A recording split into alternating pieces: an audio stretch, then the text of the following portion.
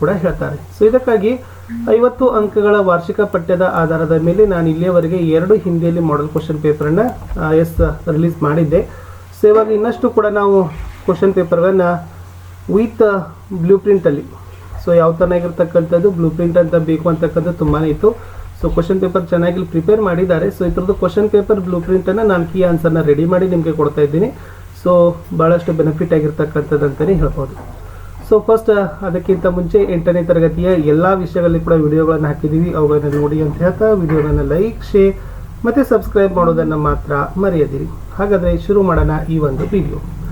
So ಮೊದಲಿಗೆ ಆಧಾರ ಪತ್ರಕ್ಕೆ ನೋಡೋಣ. ಪ್ರಶ್ನೆ ಪತ್ರಿಕೆಯ ಬ್ಲೂ ಪ್ರಿಂಟ್ ನೀಲನಕ್ಷೆಯಲ್ಲಿ ಉದ್ದೇಶ ಆಧಾರಿತ ಅಂಕಗಳ ಹಂಚಿಕೆ ಕೊಟ್ಟಿದ್ದಾರೆ.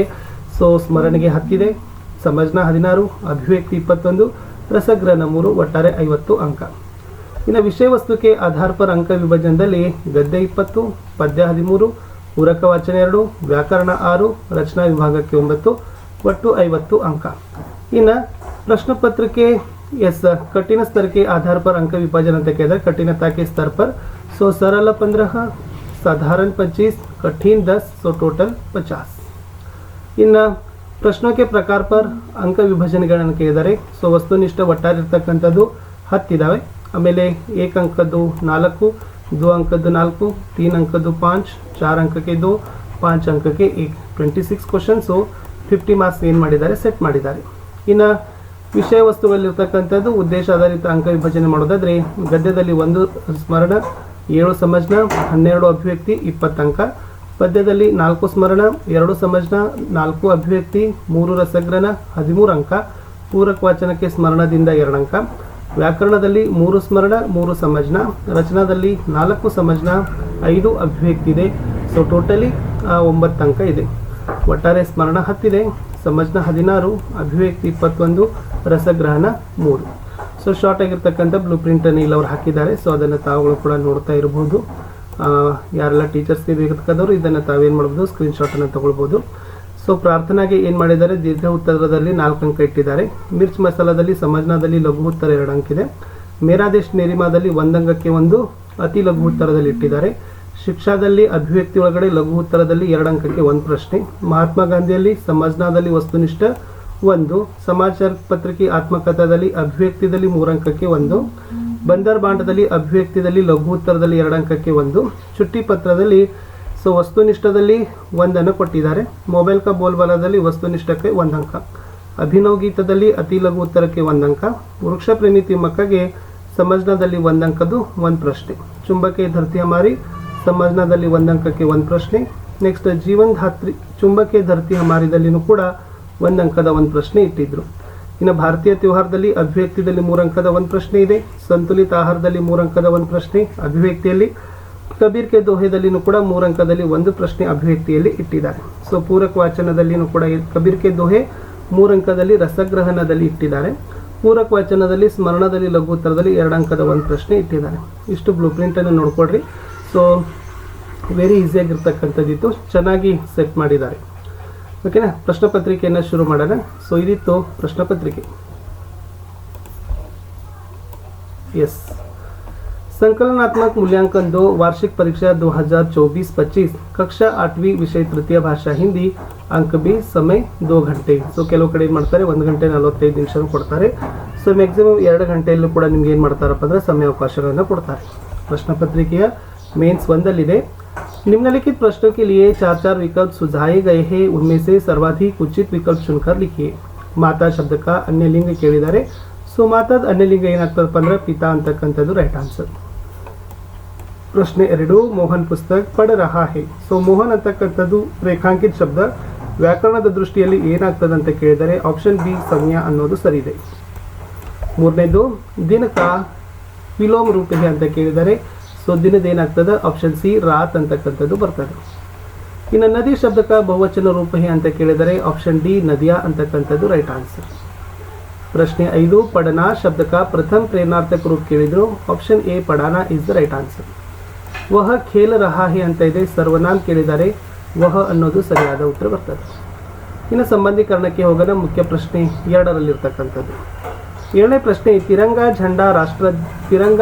झंडा राष्ट्रध्वज ಮಹಾತ್ಮ ಗಾಂಧೀಜಿ ಡ್ಯಾಶ್ ಅಂತ ಕೇಳಿದ್ದಾರೆ. ಸೊ ಮಹಾತ್ಮ ಗಾಂಧೀಜಿ ಅವರು ಸ್ವರಾಷ್ಟ್ರಪಿತ ಆಗ್ತದೆ. ಸ್ವರಾಷ್ಟ್ರಪಿತ ಇಸ್ ದ ರೈಟ್ ಆನ್ಸರ್.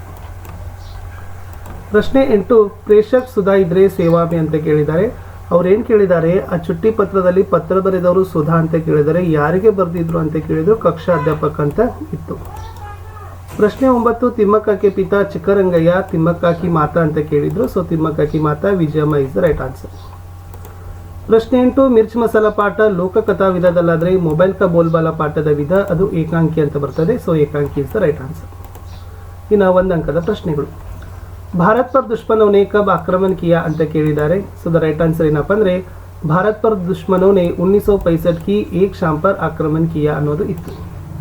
ಯುವಕ್ ಕೈಸಾ ತಾ ಅಂತ 12ನೇ ಪ್ರಶ್ನೆ ಇತ್ತು. ಯುವಕ್ ಬುದ್ಧಿಮಾನ್ ಥಾ ಇಸ್ ದ ರೈಟ್ ಆನ್ಸರ್. 13ನೇ ಪ್ರಶ್ನೆ, ಅಕ್ಬರ್ ನೆ ಬೀರ್ಬಲ್ ಕೋ ಕ್ಯಾ ಲಾನೆ ಕೆ ಲಿಯೆ ಕಹಾ ಅಂತ ಕೇಳಿದ್ದಾರೆ. ಸೊ ಅಕ್ಬರ್ ಬೀರ್ಬಲ್ ಕೋ ಹರಾ ಘೋಡಾ ಲಾನೆ ಕೋ ಕಹಾ ಅಂತಕ್ಕಂಥದ್ದು ಉತ್ತರ. 14ನೇ ಪ್ರಶ್ನೆ, ಫೂಲ್ ಸದಾ ಕೈಸೆ ರಹತೆ ಹೈ ಅಂತ ಕೇಳಿದ್ದಾರೆ. ಸೊ ಫೂಲ್ ಸದಾ ಹಸ್ತೆ ರಹತೆ ಹೈ ಅಂತಕ್ಕಂಥದ್ದು ಉತ್ತರ ಬರೀಬೇಕು. 4th ಮೀನ್ಸ್ಗೆ ಹೋಗೋಣ. 4 ಪ್ರಶ್ನೆಗಳಿದ್ದಾವೆ. 2ರಿಂದ 3 ವಾಕ್ಯಗಳಲ್ಲಿ ಉತ್ತರಗಳನ್ನು ಬರೀಬೇಕು.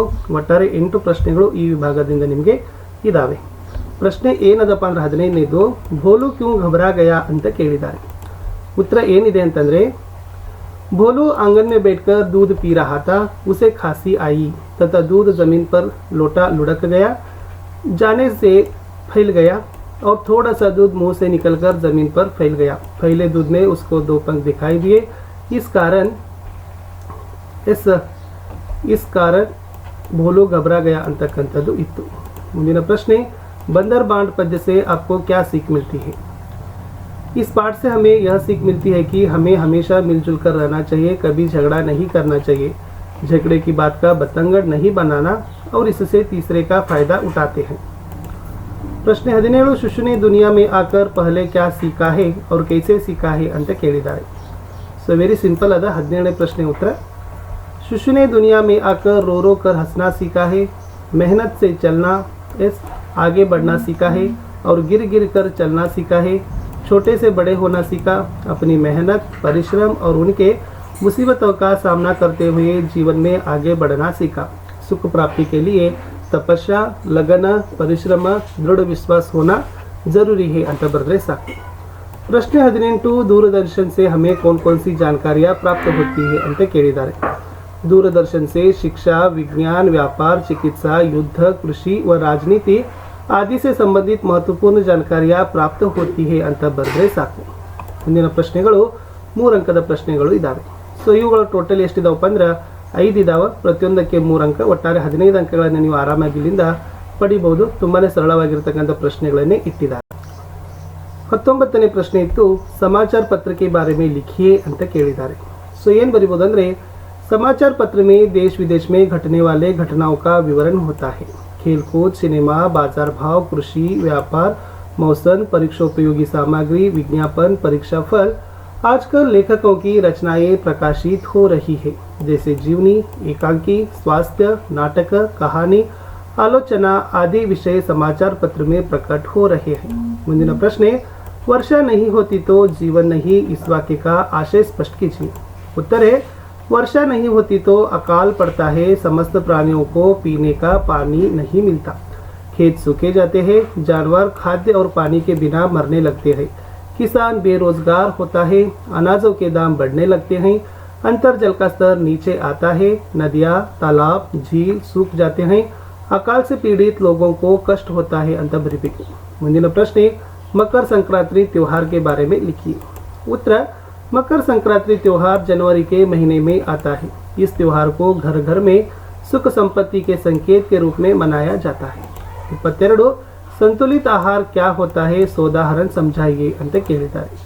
आंसर इतो शरीर को स्वस्थ और सदृढ़ रखने के लिए सही मात्रा में प्रोटीन, विटामिन, खनिज, कार्बोहाइड्रेट्स, फैट्स युक्त आहार का सेवन करना ही संतुलित आहार या संतुलित भोजन कहलाता है.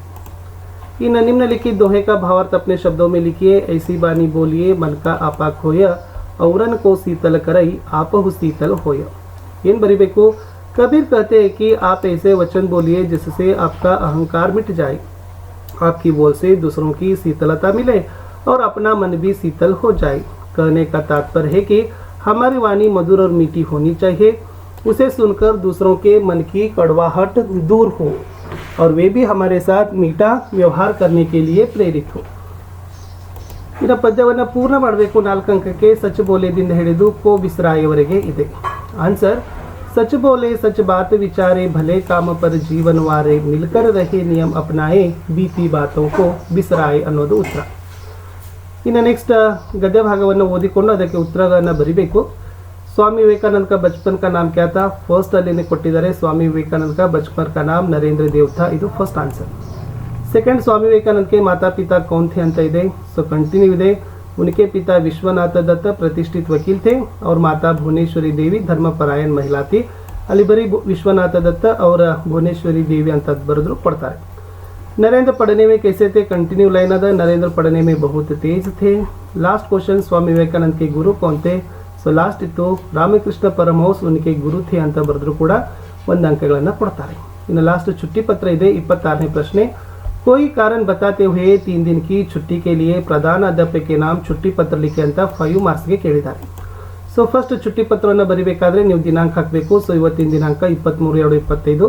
ಪ್ರೇಷಕ್ ಸುಧಾ 8वीं ಕಕ್ಷಾ ಸರ್ಕಾರಿ ಹೈಸ್ಕೂಲ್ ಮೈಸೂರು. ಸೊ ನಿಮ್ಮ ಹೆಸರು, ನಿಮ್ಮ ತರಗತಿ, ನಿಮ್ಮ ಶಾಲೆ ಹೆಸರು, ನಿಮ್ಮ ಊರು ಬರೆದ್ರೆ ಸಾಕು. ಸೇವಾ ಮೇ ಸೊ ಫಸ್ಟ್ ಅವರು ಪ್ರಧಾನಾಧ್ಯಾಪಕ ಅಂದರೆ ಪ್ರಧಾನಾಧ್ಯಾಪಕ ಬರೀರಿ. ನಿಮ್ಮ ಶಾಲೆ ಹೆಸರು, ಊರ ಹೆಸರು ಬರೀತೀರಿ. ಆದರಣೀಯ ಮಹೋದಯನ ಹಾಕಬೇಕು. ಆವಾಗ ವಿಷಯ ಬರೀತೀರಿ 3 दिन की छुट्टी की प्रार्थना हेतु. उपयुक्त विषय के संबंध में आपसे निवेदन है कि दिनांक 24/2/2025 से 26/2/2025 तक मुझे अपने भाई की शादी में भाग लेने के लिए बेंगलुरु जाना है, इसलिए मैं विद्यालय नहीं आ सकती. अतः आपसे प्रार्थना करती हूँ कि इन 3 दिनों की छुट्टी देने की कृपा करें. धन्यवाद सहित अभिभावक के हस्ताक्षर, आपकी आज्ञाकारी छात्रा सुधा ಅಂತ ಬರೆದ್ರೆ ಆಯಿತು. ಇಷ್ಟು ಒಂದು model question paper 50 marks blue print question paper ಮತ್ತೆ ಕೀ ಆನ್ಸರ್ ಅನ್ನು ಕೊಟ್ಟಿದ್ದೀನಿ. ತುಂಬ ಚೆನ್ನಾಗಿ